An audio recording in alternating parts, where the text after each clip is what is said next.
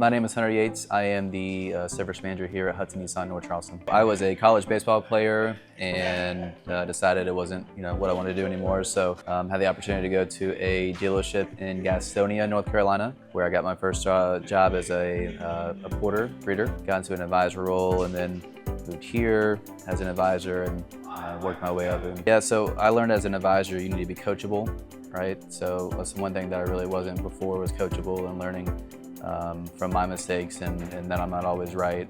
I started as an advisor, right? When I first started, I didn't know anything, right? So my goal was to learn as quick as possible, and closing that gap as soon as possible is what helped excel and exceed my time frame to be where I'm at now. Because every customer is different. Learning to adapt to their personality and understanding where they're coming from and being empathetic, not sympathetic, is really key with customers. As far as technicians go, it's a whole circle around the dealership. We wouldn't be here without them. We can't do work without them. Vice versa, they can't do work without us, right? So it's just being on the same page and understanding that everything comes around.